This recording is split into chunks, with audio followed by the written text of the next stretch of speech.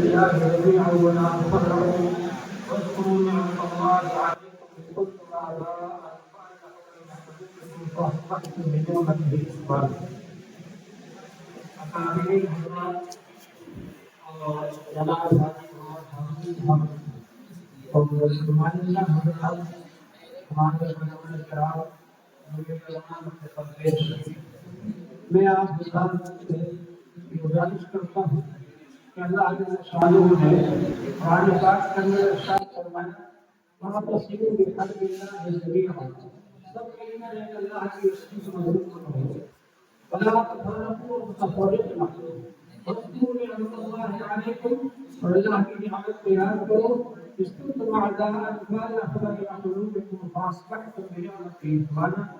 کہ لوگ آپس میں لڑتے تھے اللہ جل شانہ نے تم کو ایمان کی وجہ سے آپس میں بھائی بھائی بنا دیے. تو ہم کو مل جل کر رہنے کا حکم دیا گیا قرآن پاک کو مضبوطی سے پکڑنے کا حکم دیا گیا اسی کے ذریعے سے کام ہو سکتا ہے.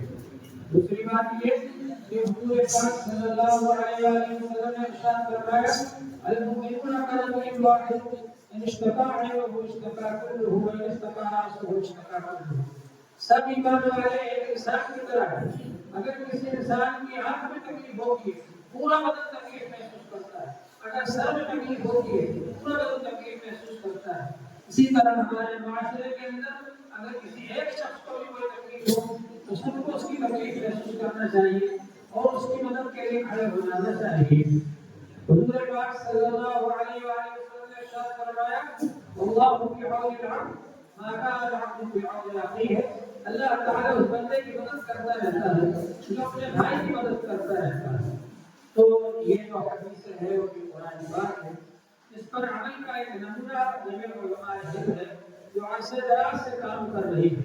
اور یہاں بھوپال کے اندر مدھیہ پردیش کے اندر ہمارے جناب حاجی محمد ہارون صاحب جن کو اسرائیل کا ماشاء اللہ ایک طویل تجربہ ہے اور میں ان کو عرصے دراز سے دیکھ رہا ہوں اور ان کے ساتھ کام کرنے کا موقع بھی ملا.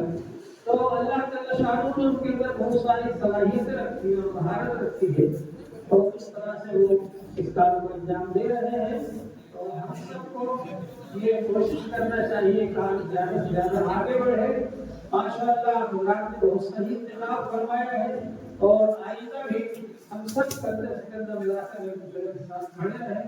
جس طرح سے یہ قائد کا کام ہوتا ہے سب کو لے کر آگے چلنے کا اسی طرح سے ہم سب کا کام ہوتا ہے کہ سبوں کا حق کا یعنی سنی اور مانی.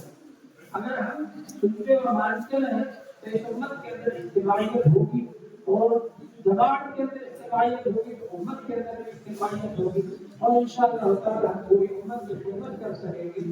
سید القوم خادم ہو سب سے بڑا سردار وہ ہوتا ہے جو خدمت کرنے والا ہو. تو ہم اس بات کی کوشش کریں اس طرح سے ہمارے دلوں کا خدمت کر رہے ہیں ہم یہ قوم کی خدمت کریں. اللہ تعالی شان کو ہم سب کو عمل کی توفیق عطا فرمائے. اس انتخاب پر میں آپ کو حضرات کو مبارکباد دیتا ہوں. اللہ تبارک و تعالی اس انتخاب کو ہم سب کے لیے مبارک فرمائے.